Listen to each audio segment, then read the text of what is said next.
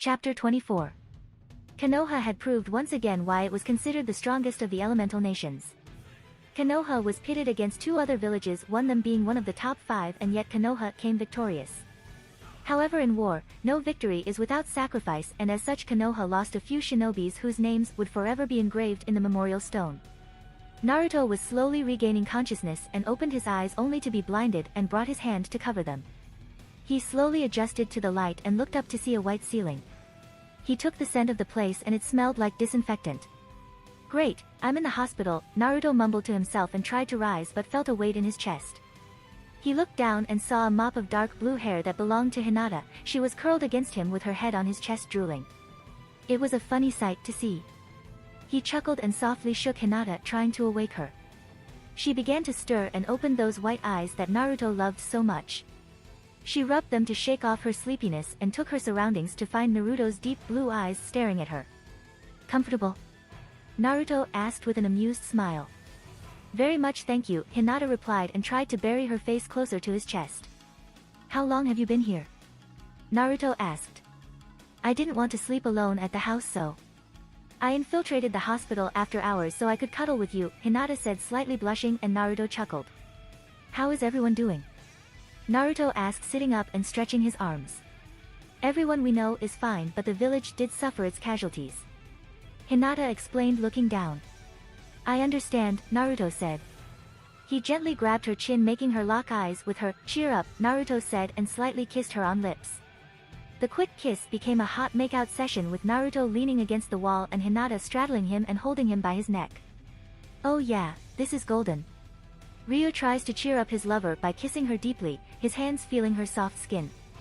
Moments later his hands start roaming down, eliciting a small moan of bliss from Hiromi. Jiraiya said out loud as he was scribbling furiously on his notepad.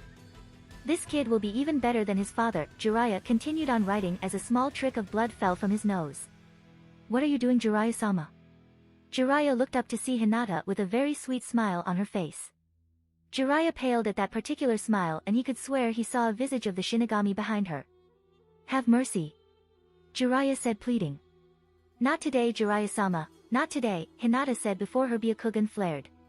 Secret technique, 1,000 years of pain, Hinata said, and empowering her fingers with chakra she slammed them right in Jiraiya's butt, sending him flying into Naruto's room and crashing into the wall.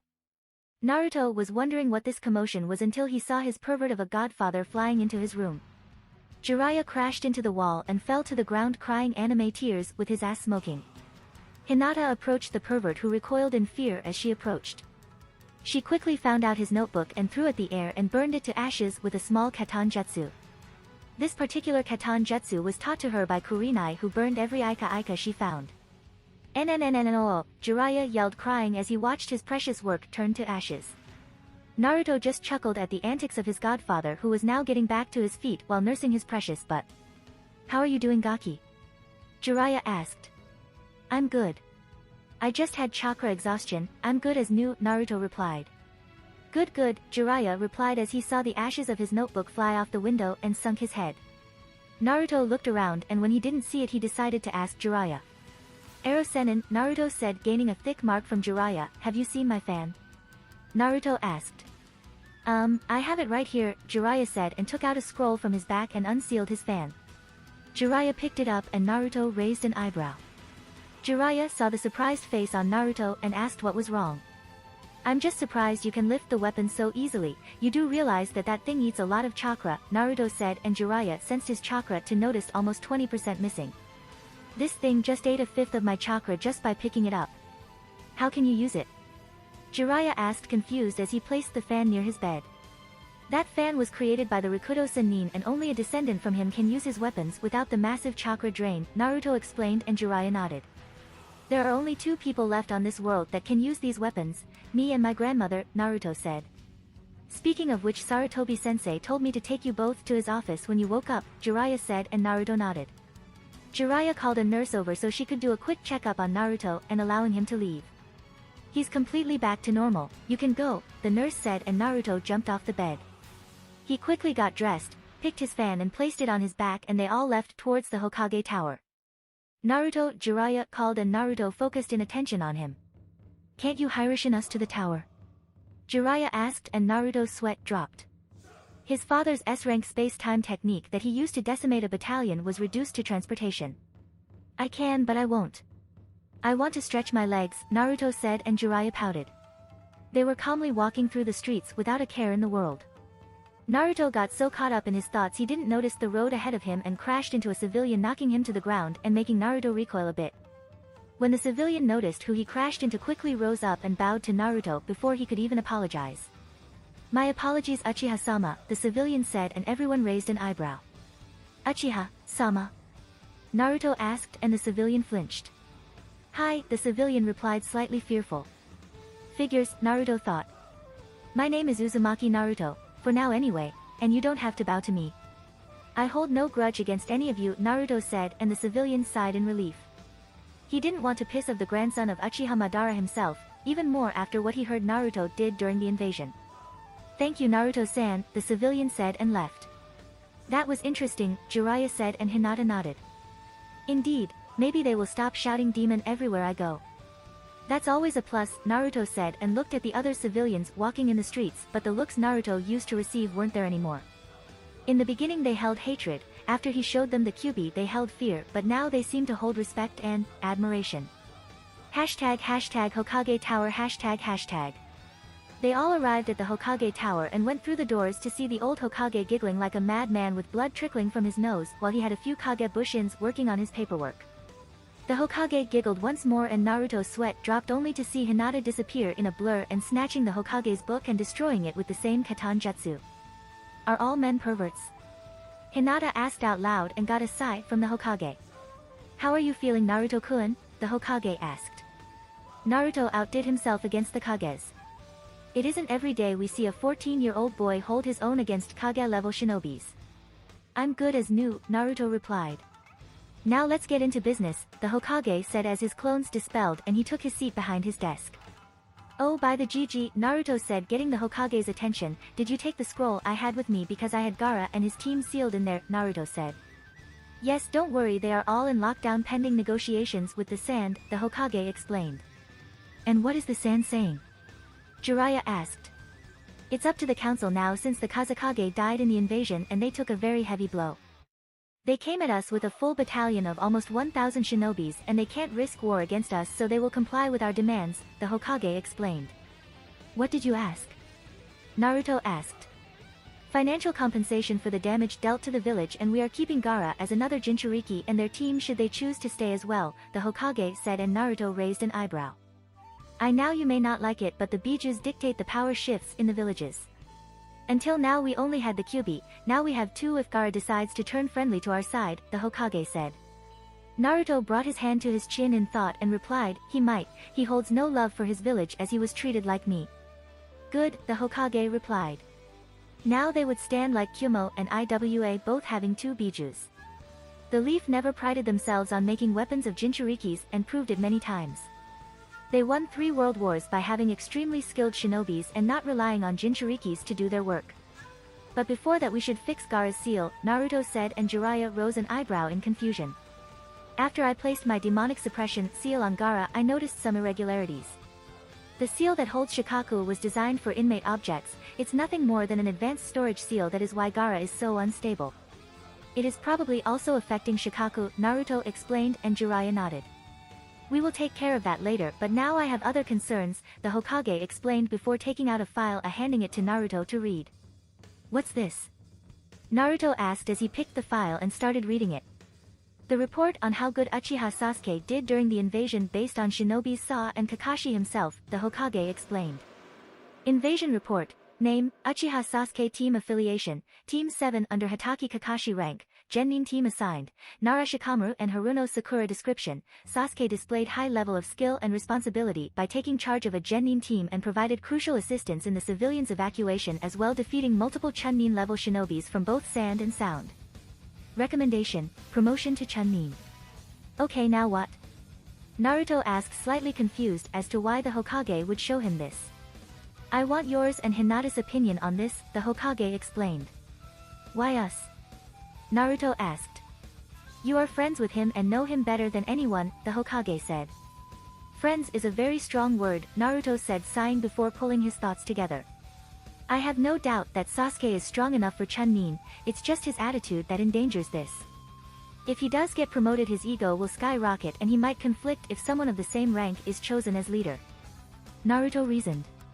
In the other hand, not promoting him will just enrage him even more, as he will think that the village is holding him back, and with Orochimaru's offering of power he might be a flight risk. Naruto finished his explanation.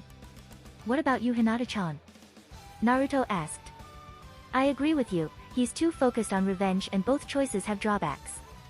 However, promoting him and placing him with a strong leader will solve these problems, Hinata replied, and the Hokage nodded in comprehension and would take this later on with the council. I will take it into consideration. Now on to the next manner, and this relates to you, Naruto, the Hokage said, and Naruto focused on him. I'm too old for this job. I should have stayed retired, but when your father died I was forced to take back the hat, the Hokage said, sighing. This invasion was proof of that. I'm no longer strong enough to lead this village, and as such I chose a successor, the Hokage explained. Are you giving the hat to the pervert? Naruto asked offhandedly and got a smack on the head from Jiraiya. I'm not a pervert, I'm a super pervert, Jiraiya said. Cough, the Hokage forced a chuff to silence the bickering duo. I would have asked him, but he would have refused, the Hokage said, and Jiraiya nodded as it was true. His spy network was of too much importance to the village, and besides he wasn't the type of man to be strapped behind a desk 8 hours a day. Now this brings the main reason I asked Jiraiya to bring you in, the Hokage said, but before he continued Naruto interrupted him. You are making me Hokage? Naruto asked with disbelieving look. Not yet, I'm afraid, the Hokage replied, chuckling. The reason I called you here is because Jiraiya wants you to accompany him into searching for my replacement Senju Tsunade, the Hokage finished with an amused smirk on his old face. Really? Naruto beamed, thinking of going to search for the last piece of family he has, even if she doesn't know about him. Yes, although she might be a bit reluctant into coming back to the village, the Hokage said, sighing. She hasn't been able to cope with her losses and she throws herself into drinking and gambling. Don't worry, I'll bring her back to the village.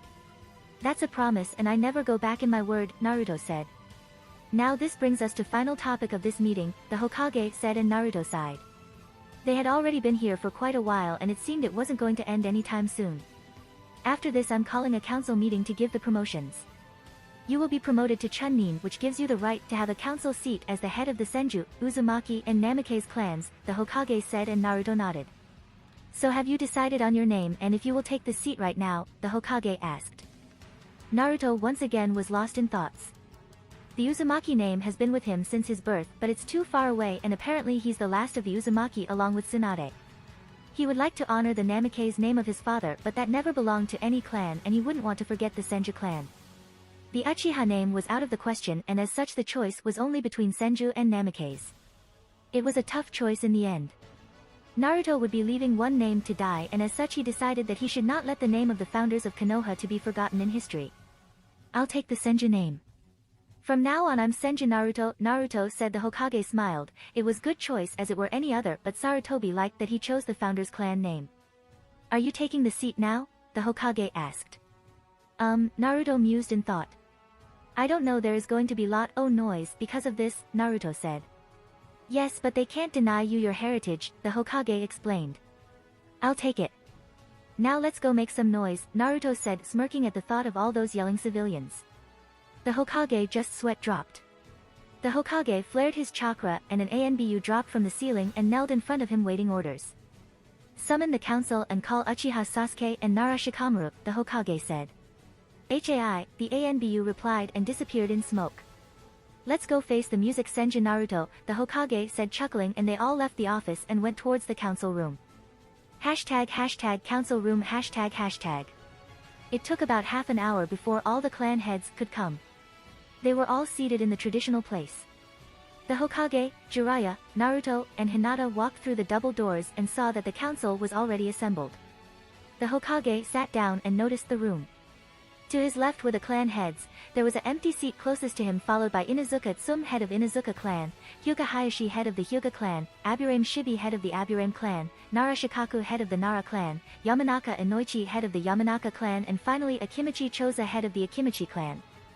To his right there were his advisors, Shimura Danzo, Mitokado Hamura and Yudatane Koharu. Next to them was the civilian side of the council. It consisted of the most important civilians in the village that ran the most shops and provided food, clothes, and other materials and services for shinobi use. My name is Uzumaki Naruto, grandson of the legendary Uchiha Madara. Sasuke remembered those words as he watched Naruto walk into the room. His long hair and the fan on his back made Sasuke seethe his teeth as he was permanently reminded of his utterly defeat. The council is in session, the Hokage said before looking at the genins in front of him. We are here today to award promotions to these extraordinary genin for their skill and work during the invasion, the Hokage started. Nara Shikamaru stepped forward, the Hokage called out and Shikamaru stepped forward as requested. For great planning during your match and work during the invasion, we promote you to Chunin. Congratulations and keep up the good work, the Hokage said and threw him a flak jacket. Troublesome, Shikamaru said before putting his jacket on and stepping back. Hyuga Hinata, the Hokage called out and Hinata stepped forward. For great skill in taijutsu and ninjutsu and for remaining calm at the face of stronger opponents, we promote you to Chunin. Congratulations, the Hokage said with a smile. Thank you Hokage-sama, Hinata replied. Uchiha Sasuke, the Hokage called out and he stepped forward with his traditional cocky smirk. You are a special case. After many deliberations and taking into account the work you did during the invasion, you are promoted to Chunin. At this, Sasuke's smirk got even wider. But any sign of insubordination or failure in conduct and you are stripped of the rank. Understood, the Hokage said in a serious voice, leaking a bit of ki. Of course Hokage-sama, Sasuke replied still with his smile. And finally, the Hokage said, shifting his attention towards Naruto. For great skill in defeating not only Shikaku but for providing great assistance during the invasion in defeating the Kazekage and providing assistance to me against Orochimaru, I award the rank of Elite Chunin to Senju Naruto, the Hokage said, and an immense silence followed. Everyone was still wondering if they heard their Hokage correctly. What? Sasuke yelled out and pretty much resumed the thoughts of everyone in the room. How can he be a Senju? Sasuke said, spitting the Senju name. He has the Sharingan, Naruto stated. Everything I said is true. Naruto is the last remaining Senju in the village, the Hokage explained, and surprisingly enough no one yelled or said anything and they just stared at the Hokage waiting for an explanation. You all know that Senju Tsunade had a daughter, right? The Hokage asked and the clan heads nodded. Yes, but she died, Kaioshin stated in a calm tone. That Naruto was becoming more surprising by the moment. Her death was faked by me to protect her from the CRA, the Hokage said, and they all gasped. To think the Hokage would go to such lengths to protect someone from CRA. Her death was faked and Uzumaki Kushina was born, the Hokage said, and Shikaku's eyes widened in realization. Troublesome, he said without thinking, making the Hokage focus on him. Trust a Nara to figure the rest, the Hokage thought. Would you like to do the honors? The Hokage asked. Troublesome, Shikaku said before pulling his thoughts together. You all remembered that red-haired loudmouth, right? Shikaku asked and everyone nodded. After all, Konoha's Red Death wasn't easily forgotten. We all know who she was always around, right? Shikaku asked almost rhetorically. Yes, that hussy was always around Minato-kun, the pink banshee said. The moment she said hussy, Naruto's chakra spiked to the level that everyone gulped in a dry throat due to his presence alone. However, he didn't release any ki and as such the civilian were all oblivious to that. If Naruto is a member of the Senju clan, the only possible outcome would be if he's Kushina's son and looking at him, blonde hair, blue eyes. I'm confident assuming that Minato was the father, Shikaku said, and everyone's eyes widened. Who's Minato? Sasuke asked, who was oblivious. You wanted to know who my father was, right? Naruto asked to Sasuke, who nodded. My father was Namake's Minato, Yondaime Hokage and Uchiha Madara's son, Naruto said, and everyone's jaw hit the ground. Who would in their sanity believe that Madara's son would become Hokage? It's ironic. The son of the greatest traitor became our biggest hero, Naruto stated out loud. And the funny part of all this is that Madara hated the Senju and his son ended up marrying one, Shikaku said, and everyone chuckled. So that means that you are the great-grandson of Senju Hashirama, the Shodaime Hokage, great-grandnephew of Senju Tobirama, the Nidaime Hokage, grandson of Uchiha Madara and son of Namake's Minato, the Yondaime Hokage, Sum said whistling. That was one powerful lineage right there. And you people treated him like garbage, Sum growled at the civilian side who held their heads down in shame. But that's not all, the Hokage said, gathering their attention to him. I'm resigning and as such I've chosen my successor, the Hokage said, and many were shocked by this blunt statement. After this meeting, Jiraiya along with Naruto will be retrieving Senju Tsunade, Naruto's grandmother, for the position of Godame Hokage, the Hokage said, and people were happy with his choice. Tsunade was considered a princess in the village and was a Sannin with the power of a Kage, so she was a fine choice. A very strong lineage indeed, Hayashi commented, but everyone could heard the tone which was said. A fine choice, perhaps my teachings weren't a total loss, Hayashi thought discreetly looking at Hinata. Even if they were low in numbers, the Senju clan was still one of the most powerful and renowned clan in the entire world. Enough, Sasuke yelled, making everyone jump from the sudden sound spike. You are an affront to the Uchiha clan. You flaunt that fan and have the Sharingan, and yet you choose to honor the Senju name, Sasuke said. You are a disgrace and unworthy of such weapon, Sasuke spat. You want my fan now? Naruto asked. Yes, I demand you hand that fan as it belongs to an elite Uchiha like me, Sasuke said, and Naruto laughed and Sasuke got a tick mark on his face. You don't even know how irony-packed that statement is, Naruto said, and Sasuke got confused and was getting angrier by the moment. I will explain everything, so just listen, Naruto stated. Sasuke, can you tell me what are the levels of the Sharingan? Naruto asked, prodding around a bit, wondering if he knew about the Mangekyo. The Hokage sent Naruto a look that clearly said, do you think it's wise? But Naruto nodded. It would become knowledge at any point in time, so he just wanted to get this over with, so he didn't have anything more to worry about. 3 levels, from 1 to 3 tomos in each eye, Sasuke simply said, but Naruto sent a knowing look. Fine, there is a 4th level called Mangekyo Sharingan, but can only be obtained by killing your best friend, Sasuke blurted out without wanting, making Naruto raise an eyebrow. Naruto knew of that because Kurama told him about it, but how could Sasuke now?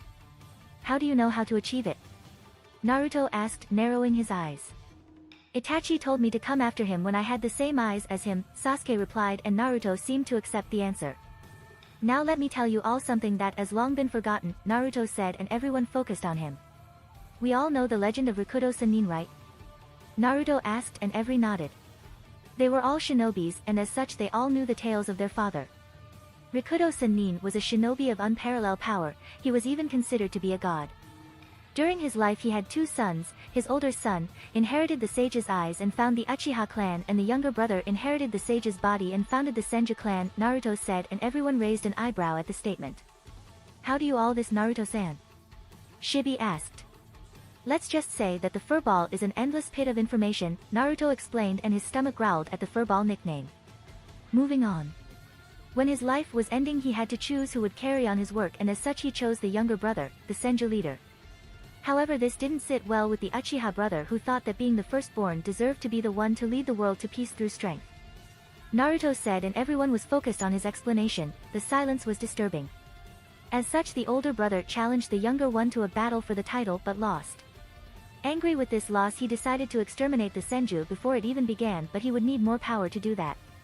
He decided to perform a blood ritual to transform normal person into Uchihas capable of using the Sharingan, Naruto explained, and everyone's widened.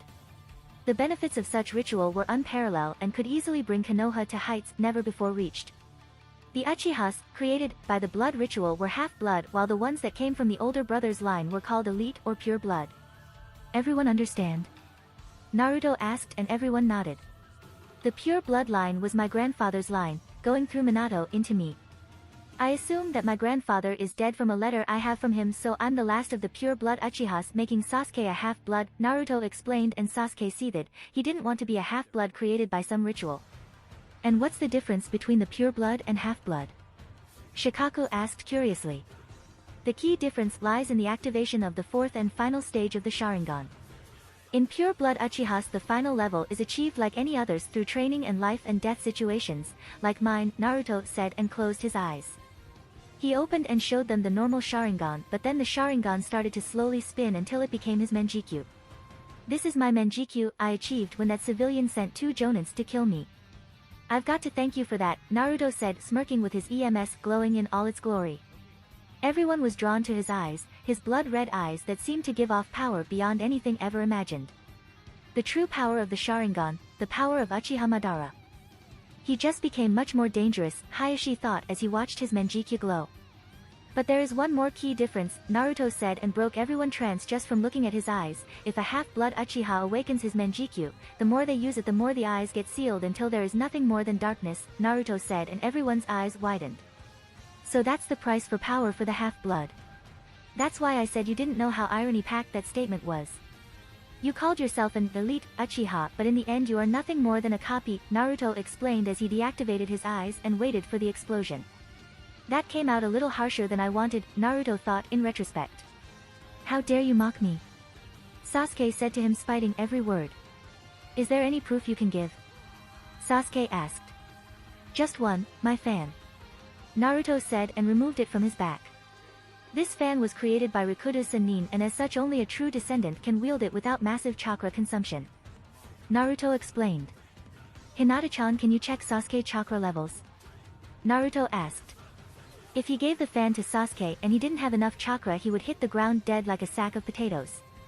He's around Jonin level, Hinata said, and Naruto nodded. You want to prove that you are pure blood? Naruto asked Sasuke, who nodded. Then pick my fan without fainting, Naruto said and offered the fan to Sasuke. The moment Sasuke just touched the fan, he collapsed to the ground on his knees, taking deep breaths. Is that enough proof? Naruto asked as he replaced the fan on his back. There are only 2 people in the whole world that can use the fan, me and my grandmother Senju Tsunade, Naruto explained, and everyone was still processing everything they heard until now. It doesn't mean that you can't be strong, Sasuke, it only means that the next level of eyes isn't worth the cost, Naruto explained. He knew that this explanation would piss Sasuke even more, but he had to find out sometime. I'll make my own choices, Senju, Sasuke said and left the council room without even asking for permission and slammed the door shut. It was inevitable, the Hokage said. I have a question, Danzo said, and Naruto shifted his attention towards him. Do you know how to do this blood ritual? Danzo innocently asked. No, but even if I did I wouldn't reveal it, Naruto said, and Danzo scoffed. I hold no hate for them, but the half-blood Uchihas shouldn't have been created in the first place, Naruto explained. That's a bit harsh coming from you, Inoichi said. True, but you knew the Uchihas and their hunger for power. If they all knew how to achieve the next level, what do you think they would do? Naruto rhetorically asked. I think Itachi wiping them out was a blessing in disguise, Naruto said. You have no idea how right you are, the Hokage thought to himself, as did his personal counselors. Well, this was a very strange day of revelations, Hamura said. Yes, is there anything else you want to discuss? The Hokage asked, and the pink banshee raised her hand. Yes, Hokage-sama. Since Naruto-sama is now the sole heir to a clan, the CRA applies to him, the pink banshee stated, and Naruto's eye twitched. I have a question. You didn't know about me until now, so why didn't Sasuke go into CRA? Naruto asked, trying to outmaneuver them as he already knew this was coming. We didn't want to pressure him as he might run away, the pink banshee explained. Well, then apply the same principle to me. If you force me into CRA, I will leave the village, and the Senju, Uzumaki, Namikaze, and pure blood Uchiha line ends with me, Naruto stated out loud and clear, and Jiraiya scoffed. He didn't know why his godson wouldn't want a harem, but he was just like Minato, an idealist. Hinata is the only one for me, Naruto said, and Hinata turned bright red. Kids, with Naruto-kun, Hinata thought before fainting. Naruto quickly rushed to her and caught just before she hit the deck. She hasn't fainted in years, Naruto said, chuckling. So are we clear about the CRA? Naruto asked with a serious voice. But you can't refuse its law, the pink banshee tried to explain, but she couldn't but feel a bit scared of him. I took down a bijou alone. I suppose it's civilians like you that are going to force me? Naruto rhetorically asked. He didn't want to flaunt his power, but in this case he was forced. The pink banshee flinched at his tone and said nothing more. She was trying to set him up with Sakura, but it appears it's too late. The shinobi side never really appreciated the CRA, especially the females. Just the thought of being turned into a baby factory made them want to puke. Anything else? Naruto asked, but everyone remained silent. The meeting is adjourned, the Hokage said, and everyone started leaving except Jiraiya, Naruto, and the fainted Hinata, who was regaining conscious. That was a very interesting meeting, the Hokage explained. Yes, and they didn't want to kill me this time, Naruto said, chuckling. Although Sasuke didn't seem happy, Naruto said. Can't really blame him, Jiraiya said. Are you ready to head out? Jiraiya asked. 2 things. Can Hinata go with us? And I would like to visit Gaara before, Naruto said, and both Jiraiya and the Hokage nodded. Here, the Hokage gave him a paper to allow him to visit Gaara. Meet with Jiraiya and Hinata at the North Gate in 2 hours then, the Hokage said, and everyone left the room. #IT department ##. Naruto made this way towards the interrogation and torture division. The IT division was located near the Hokage Tower, so it was only a couple of minutes on foot. He entered the building and suddenly a kunai came out of nowhere and grazed his cheek, drawing a bit of blood. Naruto turned around, no see Enko trying to lick his blood, but apparently the wound was already closed. What kind of greeting is this? Naruto asked, shaking his head. You are no fun, Enko pouted. So what are you doing where Mr. Uchiha? Enko asked and Naruto sighed. My name is Senju Naruto and I'm here to see Gaara, Naruto explained, and Enko's eyes widened to the Senju name. Here, Naruto said, and delivered her the Hokage's permission to visit the inmates. After you, Senju-sama, Enko said, licking her lips and bowing deeply. Crazy snake lady, Naruto muttered in thought. Naruto made his way down the stairs and came into a heavy metallic door with an ANBU stationed outside. Naruto quickly showed him his permission and was allowed inside where the holding cells were. This section didn't have many cells when compared to Konoha's prison because the IT department was only temporary. Naruto arrived to the last cell and looked inside. In there were Baki, Temari, and Kankuro, all wearing chakra seals and restricting clothes. Gaara, however, was chained to the middle of the room with a kanji circle around him. Come to gloat? Temari asked. Her voice broken and weak. Not my style, Naruto replied. She didn't understand how a 14-year-old defeated not only her sensei who was a jonin but also her brother. In fact, I came to talk to Gaara and explain a few things, Naruto said, and Gaara looked up, locking eyes with Naruto. How is the seal? Naruto asked. How are you so strong? Gaara asked instead of replying Naruto's original question.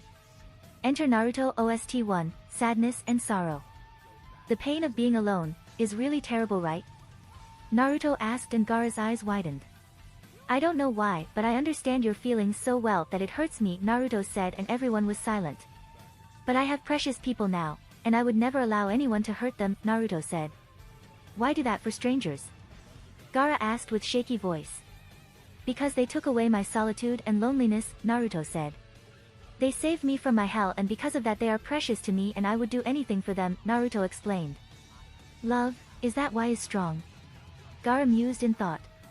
Hinata-chan, Hokage-jiji, Iruka-sensei, Kakashi-sensei, and more. Naruto said, smiling. I don't have anyone like that, you were lucky, Gaara said sadly. You just have to look around, and not very far, Naruto said, pointing towards his brothers and sensei. When I placed the barrier, they jumped in even knowing that you might lose control and kill them as well, Naruto explained. Really? Gaara shakily asked. Of course, Gaara, we are your brothers, we would anything for you, Kankuro said, patting him in the back. Thank you, Gaara said, smiling for the first time in a long time. End Naruto OST 1, Sadness and Sorrow.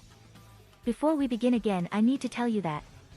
Naruto bit his lips but continued, I was the one that killed your father, Naruto said. Killing someone else's father is hardly a good thing when starting a friendship. Good, Gaara said, and Naruto faltered for a moment before regaining his senses. Good? Naruto asked in disbelief. Yes, he turned me into a weapon and then tried to kill me on several occasions by sending assassins. Besides, he was never a father to any one of us, Gaara explained, and Naruto sighed in relief. Now I have good news and bad news, Naruto said, and the sand team focused on them. The demands we made towards the sand were financial reimbursement and the Ichibi, Naruto said, and everyone's eyes widened. Which means that you, Gaara, won't be allowed to leave the village, Naruto said, and Gaara remained silent. However, you might be able to join our ranks and be a Jinchuriki like me, Naruto explained, and Gaara nodded. He never really enjoyed his time in the sand, so maybe Konoha would be a nice change of pace. What about us? Temari asked. She didn't know what they were planning from them, and it could be execution. As an offer of good faith towards the sand, we are offering you a choice. You can remain here in the leaf as shinobis, or you can return to your home village, Naruto explained, and they started thinking. We stay with our little brother, Temari and Kankuro, and Naruto chuckled and turned to Baki, who remained silent through this whole meeting. I can't remain here, I have people there, Baki shakily said, and Naruto nodded. I understand, Naruto said and got up. I'm going now to get the 5th Hokage since the old man is retiring. When I come back I will take you all to ramen, my treat, Naruto said. Ramen? Gaara asked. They apparently didn't have those types of food in there. Ramen is food for the gods, you will love it. See you in a few days, Naruto said, and left the IT department heading towards the gate where Jiraiya and Hinata were waiting. Naruto, You are a strange person, Gaara thought. ## Sand Village Council Room ##. It has been a couple of days since the failed invasion and the scarce survivors of the invading force arrived at Suna to inform them of a terrible mistake and ever worse failure. News that the Kazekage was killed in combat forced the council to be summoned and the demands from the Leaf answered. Of the 1,000 shinobis they sent only a couple dozens survived to tell the tale. It was a massacre to the Sand shinobi to lose so much and gain nothing in return. The Sand never stood a chance, even with Oto and Gaara's power combined they were utterly defeated. The Suna Council was composed of 12 members, now only 10 since the Kazekage was dead and Baki the Jonin commander was missing in action or dead. What a mess, Dai said. Dai was one of the youngest members of the council. He was a Chunnin who got recently promoted and was the head of intelligence in the Sand. What do we do now? Aki asked. Aki was a middle-aged man. He was a retired Chunnin from the shinobi life and chose a simple civilian life with his wife and kids. I say we fight, Kimi said. Kimi was one of the few civilians in the council. She was the leader of the civilian council that ran all of the stores in the village. We can't fight. We lost a fifth of our shinobis to that invasion. That attack was a leap of faith and wild card. We are severely weakened right now and we probably wouldn't be able to hold an attack should the Leaf go to war with us, Aki explained. According to the reports their Jinchuriki was able to defeat Gaara and kill the Kazekage along with 200 of our own with a single jutsu. Yura and everyone's eyes widened. What could they do against such overwhelming force? We can't do anything else but to surrender to their terms, Yura said sighing. Their village took a very hard blow and it would take years to recover. We can't surrender to them, Kimi said. We broke the peace treaty, we invaded and lost.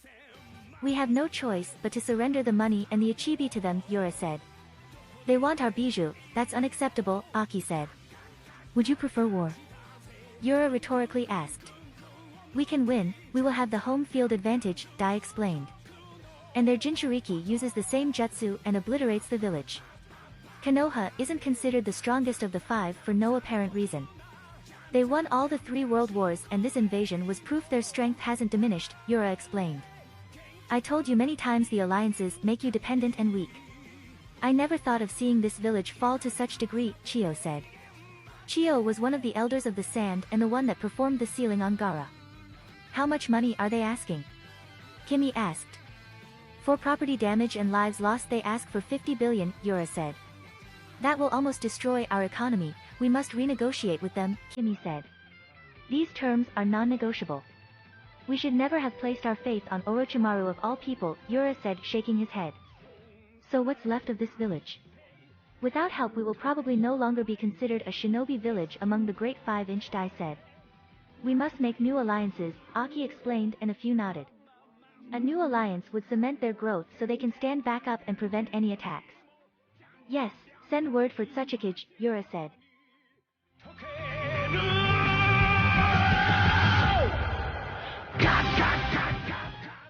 If you like this content, don't forget to like and subscribe.